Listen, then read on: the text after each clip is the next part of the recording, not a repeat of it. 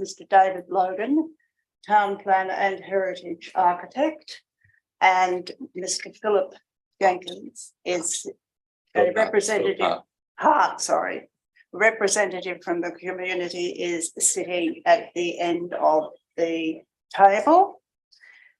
I should tell you David Logan, Town Planner and Heritage Architect. That's scary. Right. The meeting is being videotaped and recorded. I think you should be aware of that, because I know some of you have registered to speak. I can advise that none of the panel members today have a conflict of interest in any of the, which brings me briefly, could you please all turn your mobile phones off? Thank you. There are none of the panel members today have a conflict of interest in any of the matters before the panel, and they have completed conflict of interest forms which are available on the council's website. The speakers today are limited to 3 minutes, and any extension of time is totally at my discretion. The panel has been provided with submissions from all the residents that have been put forward in relation to all of the matters before the panel today. And the members of the panel have made themselves familiar with all the submissions that have been made. And I formally adopt the minutes of the panel meeting of the 27th of October 2022. Do I have any seconders, David? Well, I'm not sure that I can, see I wasn't there. John can. I don't think that's a bar, but in any event, John can step in and do that. Yes. So those minutes are adopted. Now we come to the first matter before the panel in the order of business in the reports. It's an application for alterations and additions to an existing single residential dwelling at 20 Crescent Street, Hunters Hill. And there are no persons registered to speak on that matter this morning. So I can advise that the decision of the panel in relation to that application will be available on the council's website in due course. The next matter before today's panel is an application for a review of a decision for the demolition of existing dwelling, swimming pool, and construction for dual occupancy, attached dual occupancy and strata title subdivision of a property at 33 Huntley's Point Road, Huntley's Point. And Andrew Martin has registered to speak. Is Andrew here? Thank you. Either one, Andrew, will do. Yes. I don't know whether you are here just to address. Are you here just to address the report, or are you open to questions from the panel? I'm just here to answer any questions that the panel may have.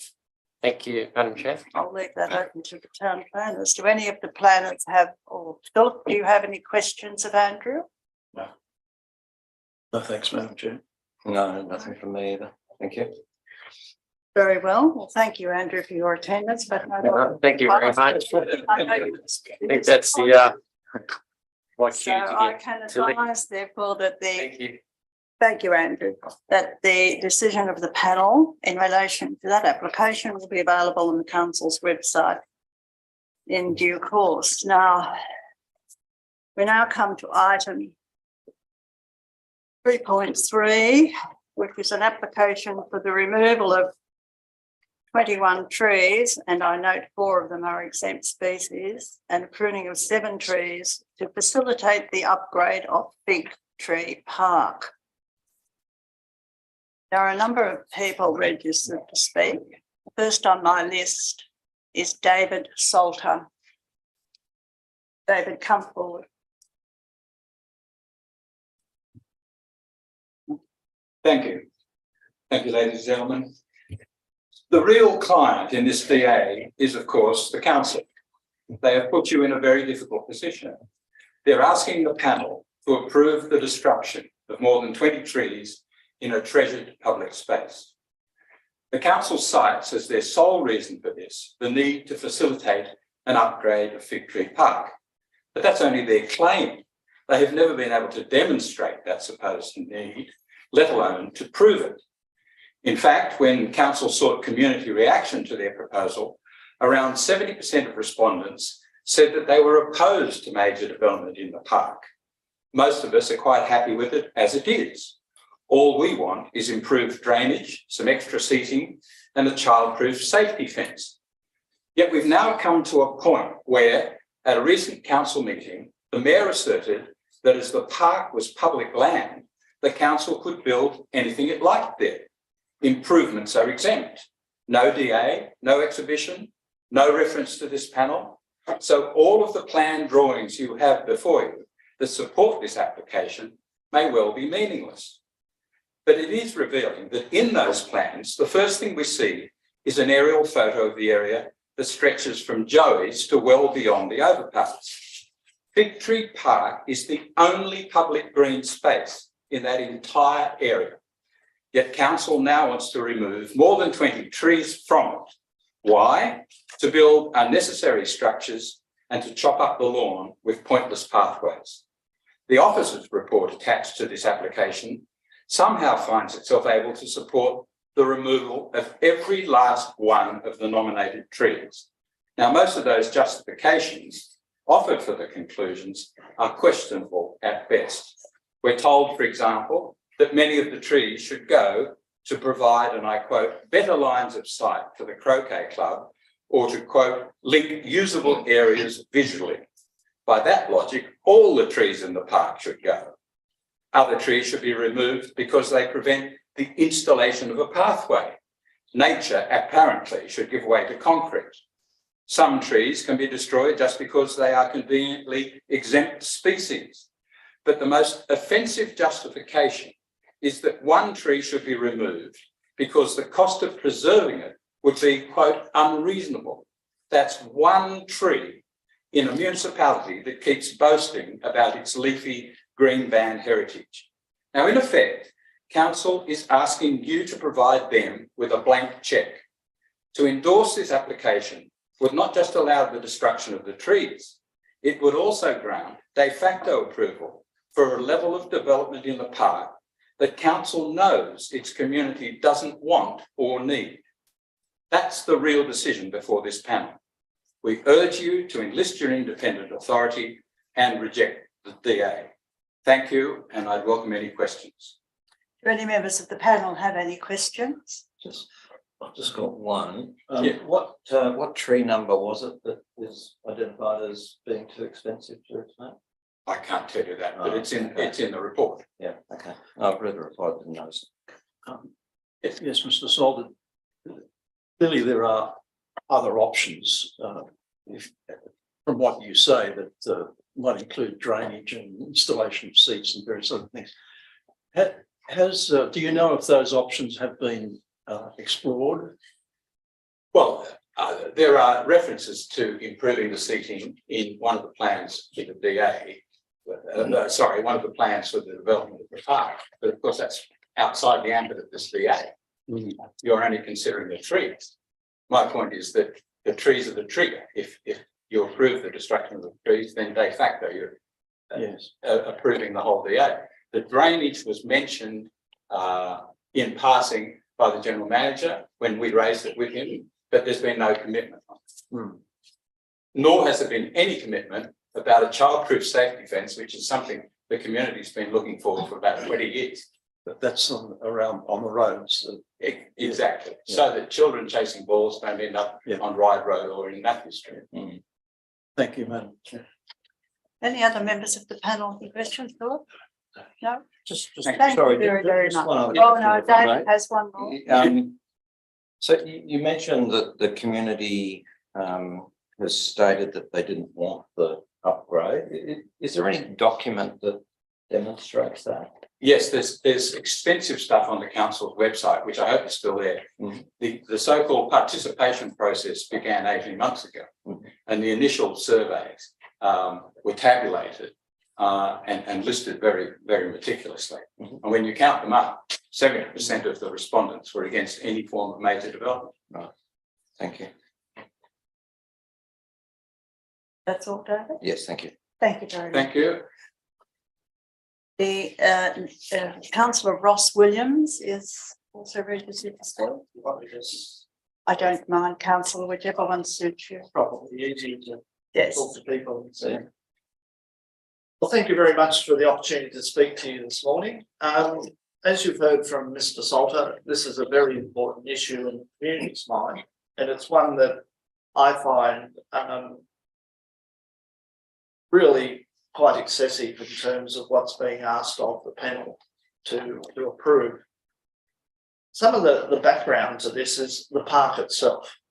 The park is a fit for purpose park for people to provide the community with an opportunity for relaxation and reflection. The park is deliberately very green, very treed, and does provide that tranquil opportunity for people to reflect. And you always see somebody in there sitting at a bench. You see Tai Chi people in there. It's a park fit for purpose that doesn't need to be modified to include a whole range of infrastructure and factors that are driving the removal of these trees. As we've heard from Mr. Salter, the community has rejected this proposal on many occasions. The majority of the community, 70%, don't believe this is a beneficial outcome for the location.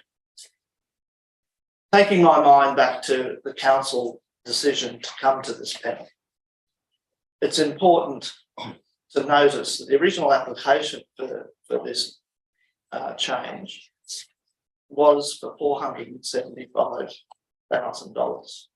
The government ended up, through the legacy grant, providing council with $4.75 million. For a park that is a handkerchief, a small, disjointed area of land, probably no bigger than 3 tennis courts, maybe 4, is going to be impacted by a very over-the-top grant in my mind. So we're here today, not because the trees are a problem, not because the park doesn't represent the community's needs. We're here today to enable a grant to change the whole context, the whole being of that park. The resolution of council on 162/22 was that the revised DA be brought back to council for endorsement prior to lodgement for determination. That did not happen.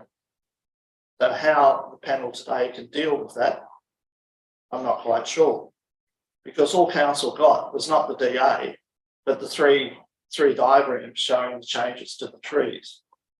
No arborist report, no details. So I don't see how this matter can be before the panel today.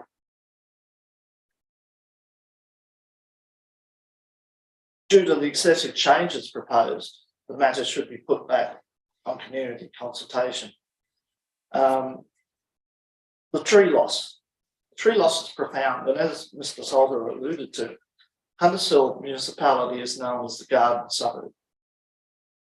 It's the oldest garden suburb in Beverley, Sherry's Walk. The trees are quintessential to our identity and the values of this community. Here we have the council originally proposing to remove 37 trees, now reduced down to 21, although there's some debate over the group of trees in 60. But just say 21. Council is setting a precedent that I believe will undermine the values and the desires of this community and the history of this community to be a tree garden suburb. For what? For a series of paths that go nowhere, as Mr. Salter said, for a toilet block, which probably inappropriately placed, and for a playground. It just doesn't make sense to me. It's a loss of very important community space. And to top it all off, there's 3 willow gums proposed to be removed in your list. They are endangered species. One is said to be in poor condition, the other 2 are not. To sum up, the park is fit for purpose as it is now. The argument that sightlines and whatever are limited by the tree canopy, the trees and the shrubs, I reject. If you just go to the park, there's no part of the park you can't visually see. But the park is beautiful. It provides a very green, treed environment where people can sit, reflect. We don't want every park in Huntersville to be an active playground area or an active sporting area. So I urge the panel to reject the application. Thank you very much. Do any members of the panel have a question? Madam Chair, yes, Councillor Williams. Yes, I presume from what you've said that you don't object to some works going on in the park. I mean, there are matters of drainage, perhaps, and some other matters that have been mentioned previously by Mr. Salter. I come to the question: is it the extent of works that's being proposed? no, it's the removal of the vegetation to facilitate those works. Right. No one would argue that drainage is not a major issue, but that's not part of the infrastructure works. But apart from that, and maybe some improvements of seating, etc., then it used to have a small playground with a swing and whatever. Then the park is currently fit for purpose. So to remove the trees to accommodate infrastructure, I think is counterproductive. Thanks. Thank you. David? Oh, just one question. So are you opposed to a playground per se? No, Okay. no. Originally, the playground was monumental. The toilet block was monumental, and it wouldn't have been much space left in reserve. And that has been scaled back, and I applaud that. But it's still the justification for removal of vegetation, and I think you could probably get some embellishments to the park without the need to destroy its major attribute.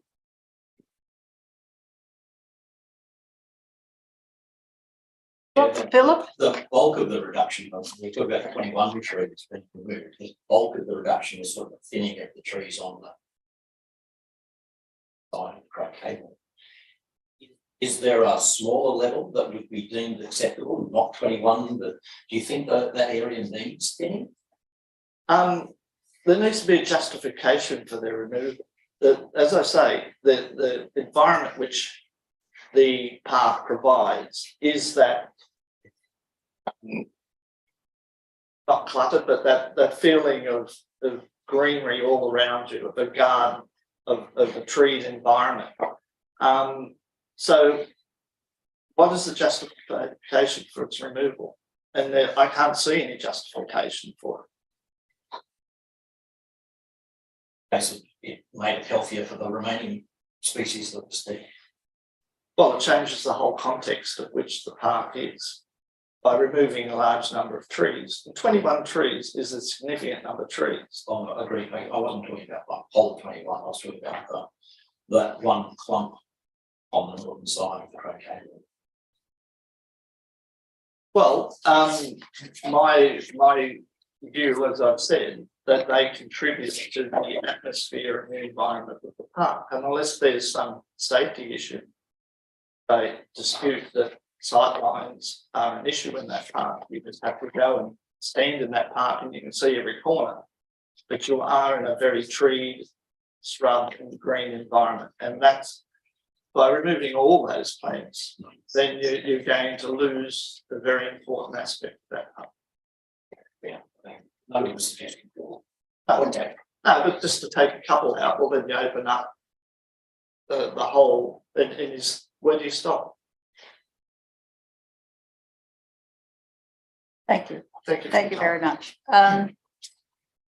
Maureen Flowers is now unable to attend, but I understand her statement is to be read by a friend. Is the friend here? I. Perhaps you could give us a name. Karen, Karyn, Raisin, Raisin.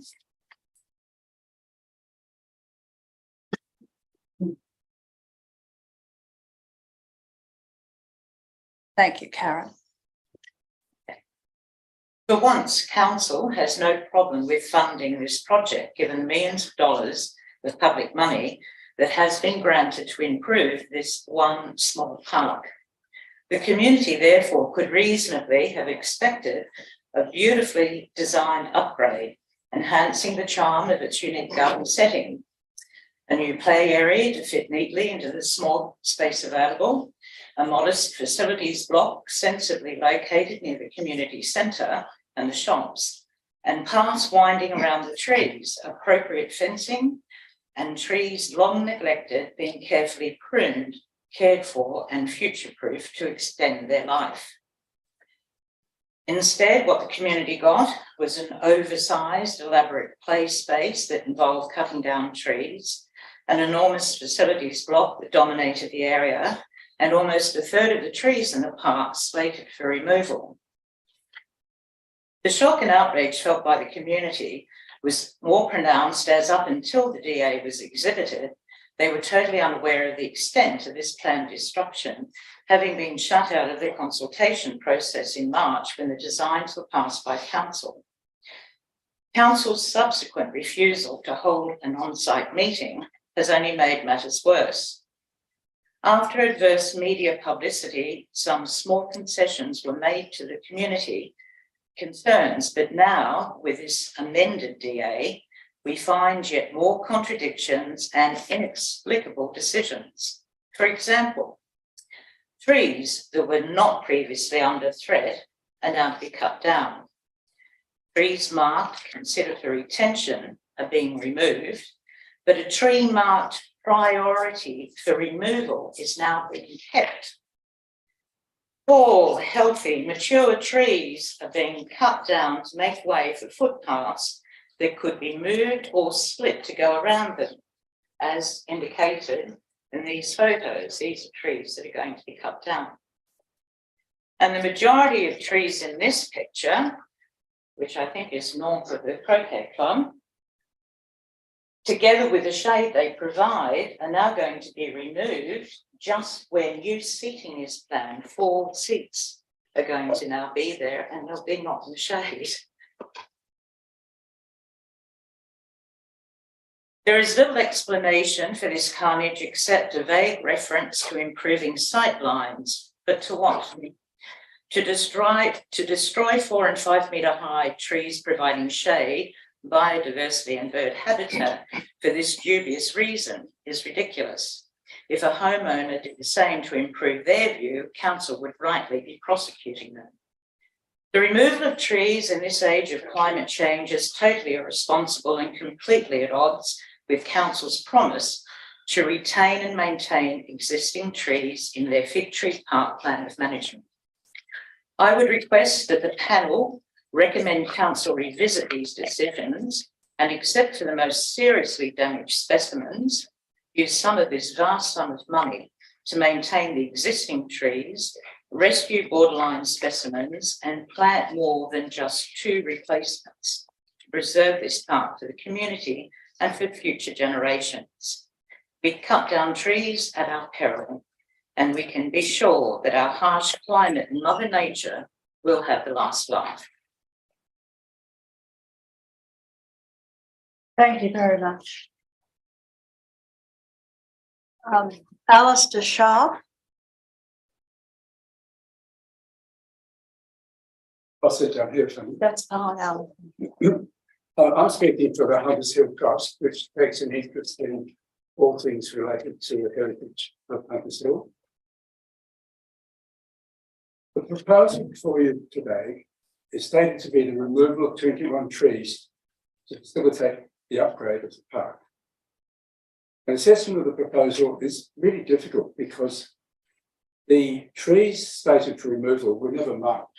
It's normal when when a government body or anybody proposes to remove trees, to put marks on those trees so that people can understand what's required. That wasn't happening here. There was a very confusing map of drawings, which were unreadable when printed out on A4.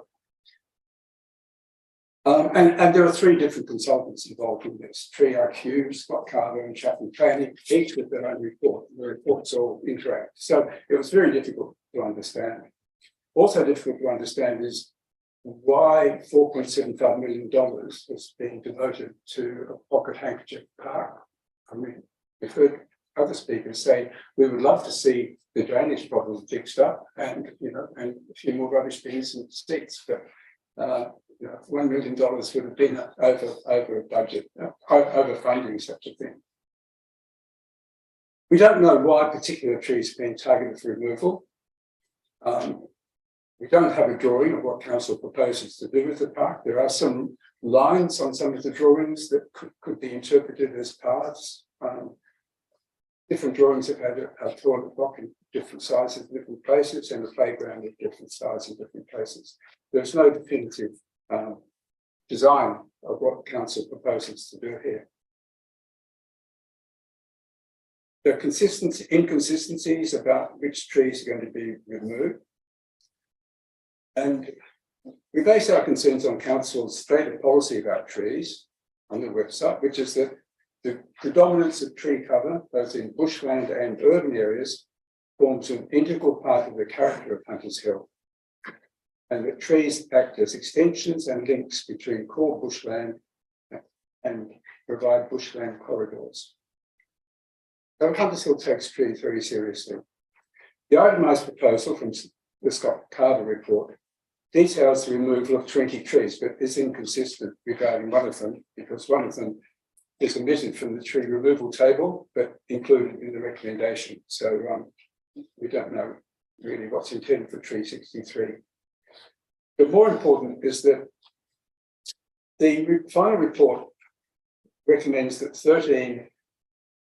21 or 20 trees be removed, and that for 13 of these removals, the consultant states in the report, and I quote, replacement planting required to maintain the canopy cover in the suburb.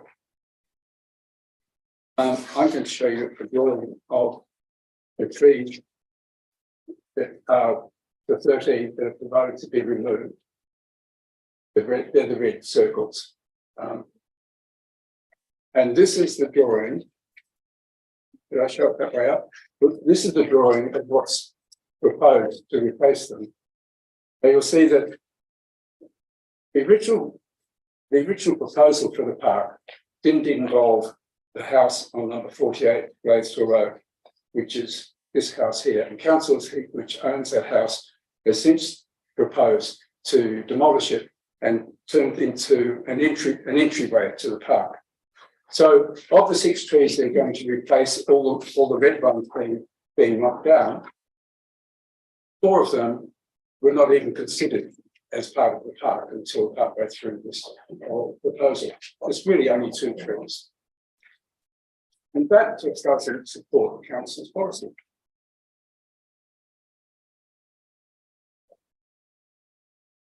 I'm hoping you won't approve this as it stands, but if you should, please advise council to increase the number of substantial replacement trees so as to meet the consultant's recommendation that replacements do maintain the canopy cover in the suburb, by at least maintaining the canopy cover in fig tree cover. Thank you. I don't have any questions, but might I ask if you could table those documents at the meeting? I think the panel would like to. Absolutely. Thank you. Yes, I'm pleased to thank you. So other members of the panel may have some questions of you. David, you have No, some? I don't. Thank you. John? No, thanks. No. Philip? Well, I was wrong. Nobody has any questions. Maybe I said it wrong. Thank you very much. Thank you very much. Now we have some supporters of the application to speak. Mr. Simon Frame. Thank you, Madam Chair. Forgive me, members of the panel, but if I get straight to the point. I speak here today as a resident, a ratepayer and a former councillor who is well aware of the decade or more attempts that council has made to rejuvenate and enhance our Fig Tree Park so that it is fit for purpose in a modern, sustainable local council area. The focus of this panel must of course be the DA, which is about the removal of a minority of trees, many of which are actually shrubs. Much of the criticism levelled by the minority of opponents of this DA from the community lacks factual rigour and regrettably owes more to divisive partisanship whipped up into infected self-interested outrage. I might add that despite specious claims otherwise, council's consultation with the community has been exemplary. The near precinct was letterboxed, large signs erected in the park itself for a considerable amount of time, and council keeping the community informed online, not just on council's own webpage, but also its social media and local community groups that enjoy a considerable interaction with our digitally connected community. Naturally, with young, vibrant community members interested in environmental sustainability, that environment's enjoyment by our children, by health and lifestyle groups, not to mention those with a rightful interest in ensuring access issues for those with mobility problems to use paths, council's plans have attracted considerable support from working families and from those who support interactive and well-maintained public spaces. As I stated before, the focus of this panel must of course remain the DA that is before the panel and which has been supported by an independent report from a professional arborist.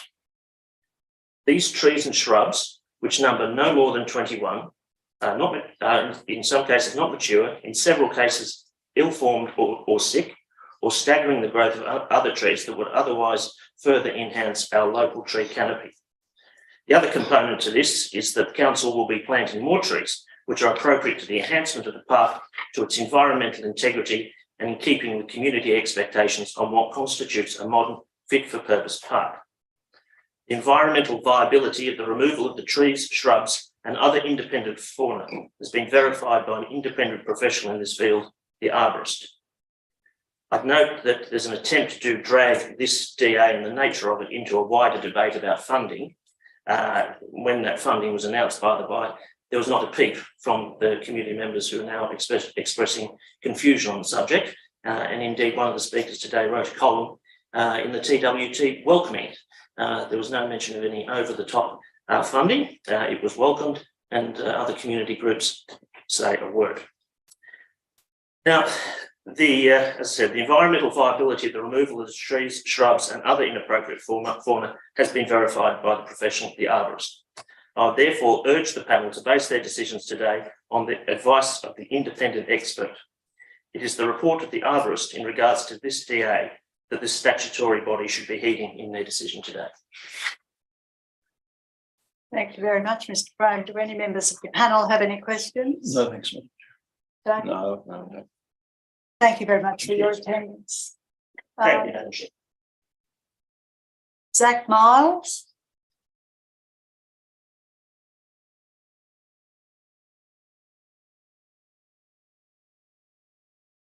Thank you, Madam Chair. I might just start by saying I'm here slightly under duress because I find it very unusual that I, as Mayor, or any member of the elected council, would have to address you on a matter that has been debated and agreed upon in this chamber. Some statements have been made today that do deserve clarification. When the motion came to council to amend the tree DA, a component of that was that it came back to council to be ratified. That 100% occurred. It occurred at the last meeting of council. We also were the beneficiaries, and that speaker was also the beneficiary of a briefing on that DA the week before it was debated and given assent in the chamber. That was a bald-faced lie. What was said there, the assertion that was made, the professional staff, the general manager have been exemplary in their conduct in the amendments that were made in good faith based on community feedback on this DA. On that subject, comments were made about the resounding community opposition to this project. During the consultation period of the initial period when we got the funding, more than 1,000 members of this community were participated in drop-in sessions at the park, community panels, surveys, and there was overwhelming support. Now, some community members today want to tell you that 25 submissions is overwhelming rejection of what is a really critical piece of community infrastructure. 25 in a community of 16,000. We had 200 submissions on Bronia Park. 25 submissions were made in opposition to this DA.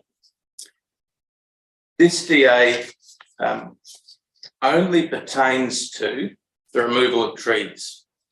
And it is quite correct to say that the rest of the Fig Tree Park concept plan is deliverable under exempt development. We can build a toilet block, we can build a playground, we can build fence lines and pathways right now under exempt development. All that we are asking you to consider is the professional report by an independent assessor, a subject matter expert that has given you logical reasons as to why each of these trees is pegged for removal. Now there are a litany of reasons why they've listed that. Poor canopy, sick, hampering the growth of other trees. But I did think it was worth clarifying that council laws were given every piece of information about this DA. It was put to council, as was debated prior. We were given a separate briefing on the matter, and that the exempt development component of this project has nothing to do with the tree DA which you have in front of you, which has been assessed and given assent, and a replanting program has been given assent by an independent assessor. Anyone who has lived within Cooee of that park, and I've lived within Cooee of that park for 27 years, knows that that park is not fit for purpose. If you have ever tried to push a pram through there or a wheelchair, it is muddy, it is always wet, there are no pathways, there are astonishing access issues. This is an exemplary project that we are intending to deliver as council. As I say, I don't particularly think it's appropriate that councillors are addressing this forum, but I did think that I needed to make clarifying comments due to some written submissions and some verbal submissions that were levelled today. Do any members of the panel have any questions? David? Yeah, I do. Thank you, Mr. Mayor. I just wonder about the level of consultation on the design of the infrastructure that's occurred. So we as a panel have not had much information about the infrastructure other than what we can see on plans. So we don't have sections and 3D representation, for example. And I wonder whether, as you said, we've only been asked to look at the trees, and it's a little frustrating, I have to say, that we're not able to see what else is happening, you know, to enable the infrastructure to occur. You know, for example, is there potential to move the pathways, for example, in relation to the trees that the trust has raised, you know, as major concerns? There's this 4, I think, in particular that the trust has identified. You know, we can't tell to what extent the pathways could be adjusted in order to accommodate those trees, but as well, we can't really see the extent of the infrastructure, how wide the pathways are, what the materials are. You have to really look closely at the drawings in order to be able to understand that. So I just wonder to what degree the community has actually been consulted on the infrastructure itself, other than the trees? So the community was consulted very widely at the beginning of the process. So as I said, there were more than 1,000 submissions made and interactions with members of the community. That's through surveys, through drop-ins, that sort of thing. Council have approved the concept plan. Council has debated in open council, and anyone could have come and made a submission, the concept plan that was adopted. Now, as a result of the amended tree DA, where we took community feedback during the DA process and the concept plan process, that there were too many trees being removed, we redesigned components of the park to minimise the loss of trees. That's why the original DA had another 15, 18 odd trees. So we have redesigned the park with the sole purpose of minimising tree loss. That was the purpose of the amending of the DA. That process has been undertaken by professionals. We are making sure that pathways are going to be built out of materials that are porous, for example. So that, and councillors have been briefed on this extensively. This is not news to the elected body. The design of the park at the moment that we have undertaken along with the tree consultants is fit for purpose, best of breed, and it's responding to the requirement to upgrade this park that has been present for some 20 years. As I say, there are significant issues in that park. Drainage has been mentioned, access has been mentioned. There are sick and dying trees. There are trees that are overly mature. I've lived 150 metres away from this park since I was a young child. I can tell you, I never played in that park. And there's a reason that I played in that park, is because the equipment's not there. It hasn't been there for a very long time. This has been drawn into a debate about the infrastructure, but really, council has undertaken its works on the complying development component, the exempt development component, I should say, the infrastructure works that council should be providing. And we have redesigned the park to minimise tree losses to the maximum extent that we could. Some of the trees, I might add, need to be removed. They are recommended for removal because they're hampering the growth of other mature trees that would enhance the canopy over the park.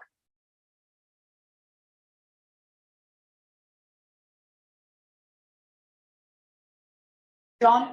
No, thanks. Phil? Thank Thank you. The budget is significant. I think we all welcome the money coming to the community. The DA here, please, obviously doesn't take up all of that budget. So you talk here about 48 Bladesville Road. It's down here as under a separate phase. So that's not part of this. No, well, this the demolition of 48 Bladesville Road was brought to this panel, and the panel voted in favour of the removal of that cottage. That's a critical component of the project because access to the park has always been a problem. And what you have, we're getting outside of the truth here slightly, but what you have is a separation from the village core, the businesses, the cafes, the restaurants, the IGA, and access to the park. So to get into the park, you need to walk down to Gladesville, up past the arterial road, cars are washing past you. It's not a comfortable place to take a pram or a wheelchair. So the demolition of that 48 Gladesville Road has been approved by the LPP.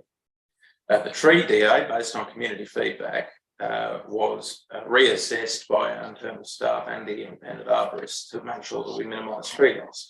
But essentially what you'll end up with is a beautiful promenade into the park where you can grab a coffee at, I'm sure you know most of the Capchicos, for example, and then wander into the park. There'll be play equipment to the left. There'll be tree canopy as you walk through that entrance point, and then the park will be pathways levelled, lit. There'll be a toilet block, which we haven't had in the village, any public toilets or amenities. I mean, this stuff is 101 public infrastructure. It's really critical. And as I say, anyone, and I'll talk generationally here, anyone my age that might be having children in the next 5 years, there's nowhere to go in Hunter's Hill. There's no play equipment, nowhere you can go and get a coffee and sit on play equipment and sit and watch your kids. You know, Yeah, no, I applaud the entrance in, and we all saw that on our site visit. It's an admirable idea to get access. But my thinking was more on the grant side. The grant has a drop dead date, and you need to either implement or complete particular parts of the work before the grant expires. Kind of what's dependent on the other, you know, I guess where my question is in is I know there are plans for the rest of Platesville Road. There's a long. Is this particular change a short-term strategy, a short-term response?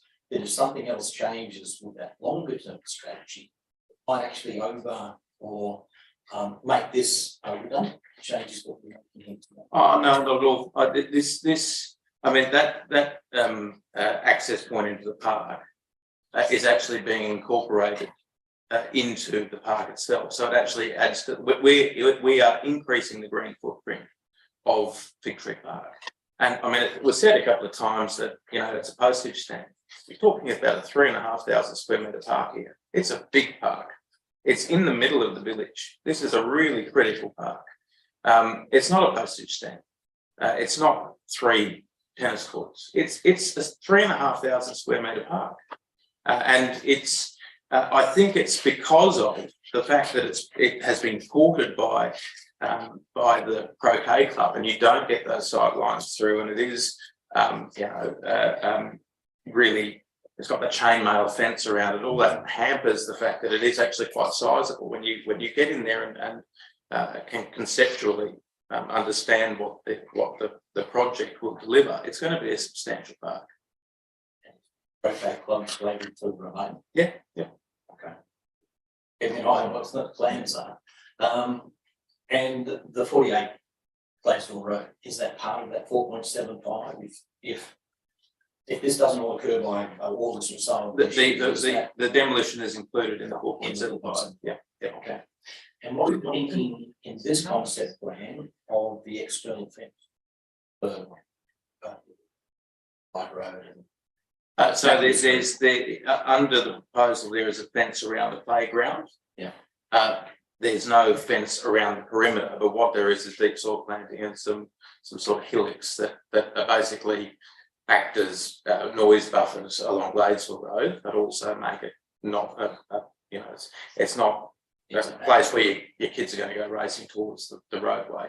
I mean, those are all going to be dealt with in landscaping bits and pieces. But I mean, you've got a doctor's surgery next to the Shell station, for example. If you're in a wheelchair, you'd have to go down to the end of Maple Dorums, walk all the way up Gladesville Road. When this park is completed, you'll go through that vista, through a beautiful park across the road, and you'll be at the doctor's surgery. All level, all on pathways, all lit. Tick, tick, tick.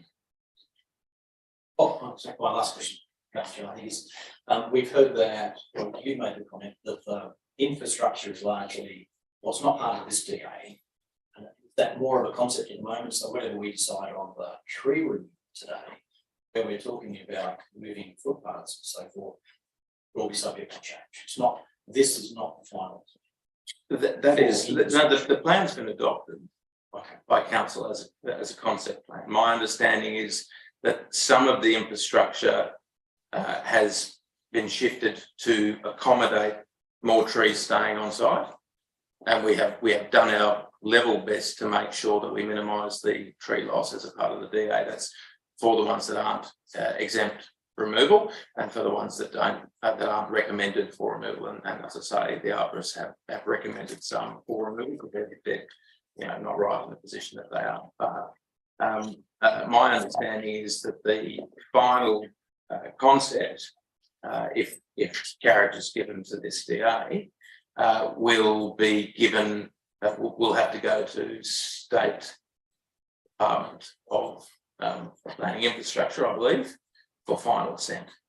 But they're minor changes. They're shifting things so that we can retain mature trees. They're making sure the pathways are in the right spots. And again, it goes back to that fit for purpose. Like you want the park to make sense. If you're building pathways through the park to make it accessible to all, it needs to be something that's logical. Yeah, understood. So I guess the changes that we're considering today for the tree removal really don't have any impact upon the actual grant and its expiry. No. Those works will continue some form or another. Irrelevant of it, yes, we could build today pieces of infrastructure because they're exempt development. But what we want to achieve is a fit for purpose, best of breed park for Hunters Hill, which is the best outcome. We have responded in good faith to community consultation. We have redesigned the park to make sure that we maintain as many mature trees as we can. We did that in good faith. We are trying to deliver a major piece of public infrastructure here. I think that there's a good outcome in. I always defer to subject matter experts, and when independent arborists have recommended these removals and the replanting program, I'm not an arborist. I'm sure that anyone else that spoke was an arborist. The arborists, the subject matter experts, have made these recommendations and said, tick, it's good to go. And that's what we're considering, really. It's a happy coincidence that we're going to be building other infrastructure in the park.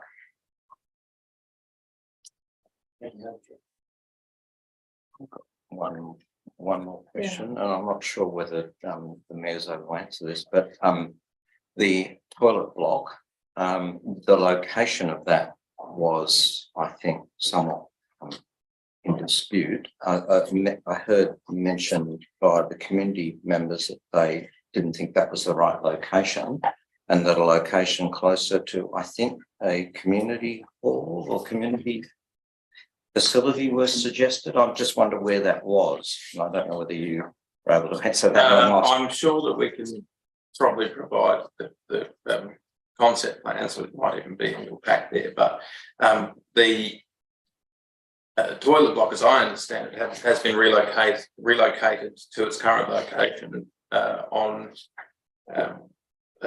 for a number of purposes. The main one being services. So that we don't have to dig big trenches into the park and then back out. Right. There are main services running along Bladesville Road that make it a good spot, apart from serviceability and passive sight lines and making. Do you mean Road Road? Yeah, Road Road. Sorry, not Bladesville Road. That's where major services are. So that's my understanding of why that got shifted. And I think it also, the shifting of the toilet block, as I understand it, also meant the saving of a mature tree. Right. And where was that other location? It was on Ride. It was still close to Ride Road, but it almost abutted the residential premises on in between that and the Maple Dorms Corner development. Which, I mean, also the residents are probably pretty happy that he's not got a toilet block in his house. Are there any further questions? Thank you very much for your attendance. Now, close the meeting formally and advise that the decision of the panel will be available on the website in the very near future. So thank you very much, everyone, for your attendance and your contribution.